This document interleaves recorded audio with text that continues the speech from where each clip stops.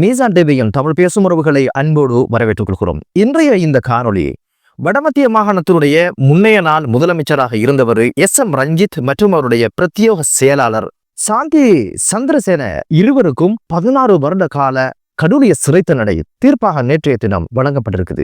இவர் யாரு, இவரை சுற்றி இந்த கேஸ்ல நடந்த விஷயங்கள் என்ன, எதற்காக இந்த தீர்ப்பு அப்படின்ற பல்வேறு விஷயங்களை தான் இந்த காணொளி தாங்கி வருது. இதுவரைக்கும் எங்களுடைய சேனலை யாரெல்லாம் சப்ஸ்கிரைப் பண்ணலையோ அவங்க எங்களுடைய சேனலை சப்ஸ்கிரைப் பண்ணி வைங்க. பிடித்திருந்த லைக் பண்ணுங்க. இது சம்பந்தமாக நீங்க என்ன நினைக்கிறீங்களோ அந்த ஒரு விஷயத்தை கண்டிப்பாக கமெண்ட்ல சொல்லுங்க. எஸ்.எம். ரஞ்சித் இவர் 2012ஆம் ஆண்டு செப்டம்பர் மாதம் 24ஆம் திகதியிலிருந்து 2014ஆம் ஆண்டு டிசம்பர் 31ஆம் திகதி வரைக்கும் வடமத்திய மாகாணத்தினுடைய முதலமைச்சராக இருந்தவர். இவர் அன்றைய தேர்தலில் மஹிந்த ராஜபக்சர்களுடைய கட்சி சார்ந்து போட்டியிட்டு கிட்டத்தட்ட 3,35,000க்கும் அதிகமான வாக்குகள் எடுத்து அதுல முதலாவது நபராக அவர் தான் அந்த போட்டியில வெற்றி பெற்றிருந்தாரு. இதற்கமைய முதலமைச்சராக மஹிந்த ராஜபக்ஷ அவங்களுடைய கட்சி சார்பாக அவர் நியமனம் பெறாரு. நியமனம் பெற்றதோட இவர் என்ன பண்ணிருக்கிறாரு, இந்த கேஸ்ல எங்கதான் இவர் சம்பந்தப்படுறாரு அப்படின்னு கேட்டீங்கன்னா, இவருடைய பிரத்யேகமான செயலாளராக அவருடைய உறவுக்கார ஒரு பெண்ணை சாந்தி சந்திரசேனன்னு சொல்லுகின்ற இந்த பெண்ணை ஒரு பிரத்யேக செயலாளராக நியமிக்கிறாரு. எல்லாரும் பண்றது தானே, ஒரு சம்பளம் அதுக்கு மேல ஏதாவது எல்லாமே அங்கிருந்து தான் அவங்களுடைய வீட்டுக்கு போறது, வங்கிக்கு போற எல்லா சமாச்சாரங்களும் நடக்கிறது. அந்த வகையில இவர் என்ன பண்ணிட்டாரு, ஒரு பிரத்யேக ஒரு செயலாளராக அவங்களை நியமிச்சு என்ன பண்ணான்னா அவருக்கு சம்பளமும் போட்டு மேலதிகமாக ஒரு எரிபொருள் கொடுப்பனவோ அப்படின்னு சொல்லி ஒரு அமௌண்டையும் அங்க சேர்த்து விட்டுட்டாரு. அந்த வகையில தான் அவர் செஞ்சு முடிச்சிருக்கிறாரு. லீட்டர்ஸ் சொல்றதாக இருந்தால் 16,784 லீட்டர்ஸ் அதுக்கான வவுச்சர் மூலம் 26 லட்சம் பெறுமதியான பணம் கைமாறப்பட்டிருக்குது.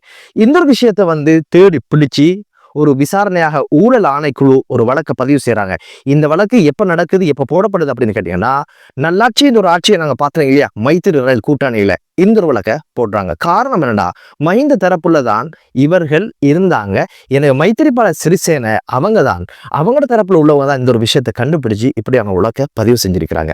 அந்த வழக்கு அப்படியே ஒரு பக்கத்தால் ஓடிக்கொண்டிருக்கிற இந்த சந்தர்ப்பத்துல என்ன நடக்குது அப்படின்னு கேட்டீங்கன்னா, இந்த ஒரு விஷயத்தினுடைய தீர்ப்பு நேற்றைய நாள் தீர்ப்பாக அமையப்படுது. இந்த தீர்ப்பு வழங்குறதுக்கு முதல் இந்த வழக்கு சம்பந்தமாக இறுதி நாள் அந்த மன்றம் நடந்த விஷயங்களை கொஞ்சம் விழாவாரியாக நாங்க கண்டிப்பாக பேசி ஆகணும். ஆணைக்குழு சார்பாக ஆஜரான சட்டத்தரணி அவருடைய வாதங்களை எப்படி முன்வைக்கிறார் அப்படின்னு கேட்டீங்கன்னா, இவர் மக்கள் பிரதிநிதியாகத்தான் மாகாண சபைக்குள்ள போனவர், முதலமைச்சராக இவர் வந்திருக்கிறாரு. மக்கள் பிரதிநிதியாக போனவங்க என்ன பண்ணிருக்கிறாங்க, இப்படியான ஒரு விஷயத்தை செஞ்சது அப்படின்றது மிகவும் தண்டனைக்குரிய குற்றமாகத்தான் பார்க்கப்படணும் என்ற ஒரு விஷயத்த சொன்னதோட, அனுராதபுரத்து மக்களுடைய வாழ்க்கை தரம் ரொம்ப கஷ்டமானது. நிறைய பேர் வறுமை கோட்டில் வாழ்றவங்க, விவசாயத்தையே அவங்களுடைய தொழிலாக வைத்து வாழுகின்றவர்கள். இப்படி மக்கள் மிகப்பெரிய ஒரு கஷ்டத்துல வாழுகின்ற பொழுதுதான் மக்களுக்கான விடுதலைக்காக, விடிவுக்காக இப்படியான பிரதிநிதிகளை தெரிவு செய்யறாங்க. இப்படிப்பட்டவங்க இப்படியான ஊழல்களில் ஈடுபடுவது என்பது மன்னிக்க முடியாத குற்றமாக பார்க்கப்பட வேண்டும், உச்சபட்ச தண்டனை வழங்கப்பட வேண்டும் என்ற ஒரு காத்திரமான சில வாதங்களையும் விவாதங்களையும் அவர் மன்றில் முன்வைச்சாரு. அது மட்டும் இல்ல, 2012ஆம் ஆண்டு இந்த லீட்டர்ஸினுடைய பெறுமதி 26 லட்சம். இன்றைய தினம், இன்றைய காலகட்டத்தில் இதனுடைய பெறுமதி பல மடங்காக உயர்ந்திருக்கிறது. எனவே இது தண்டனைக்குரிய குற்றமாக பார்க்கப்படும் ஒரு விஷயத்தை சொல்லியிருந்தார். எனவே குற்றம் சாட்டப்பட்ட சந்தேக நபர் எஸ்.எம். ரஞ்சித் சந்திரசேன அவங்களுடைய தரப்புல வாதிட்ட சட்டத்தரணி என்ன பண்ணினார் அப்படின்னு கேட்டீங்கன்னா, இந்த கேஸ்ல இந்த ஒரு விஷயம், இந்த குற்றச்சாட்டுகள் எல்லாம் சொல்லப்படுது. இதெல்லாம் தாண்டி எனது சேவை பெறுநர், இந்த கேஸ் 2012 நடந்த ஒரு விஷயம், 2012 காலப்பகுதியில் நடந்தது.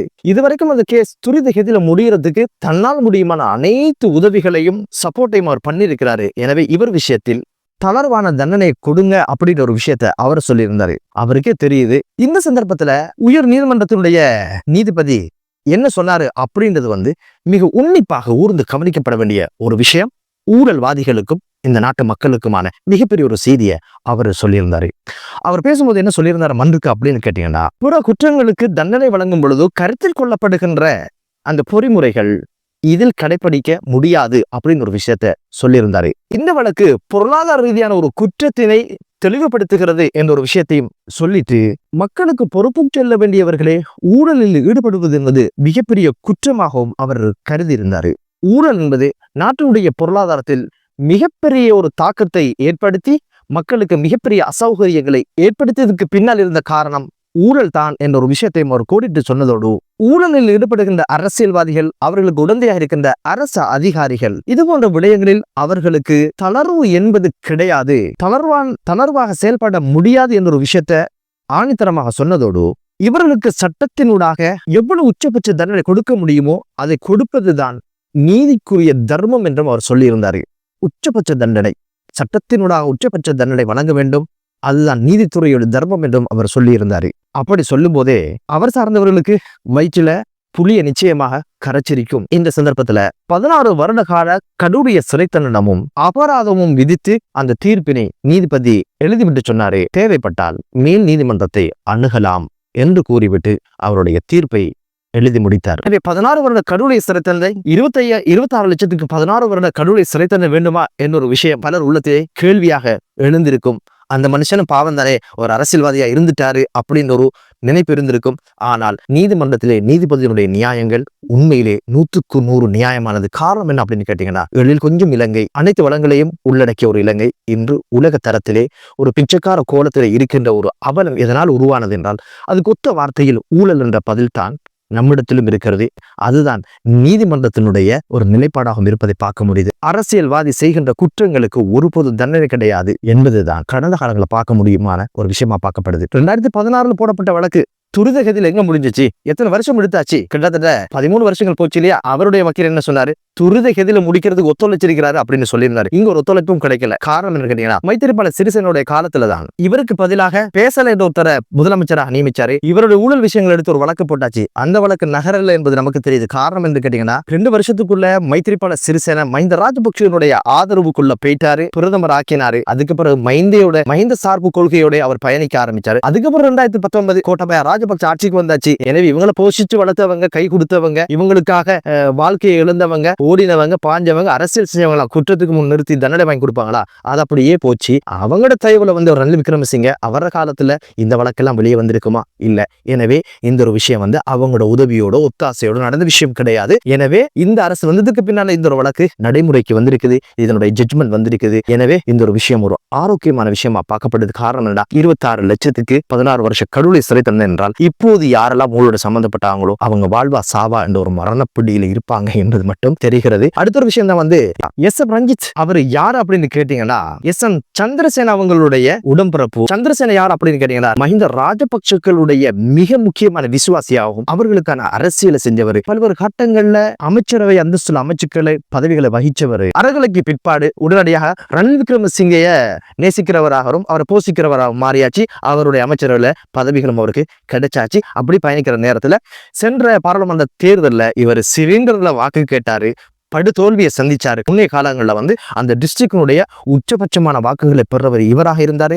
அதே போன்று மாகாண சபை தேர்தல்னா அவரோட தம்பி தான் மிக உச்சபட்ச வாக்குகளை பெறவராகவும் இருந்தாங்க.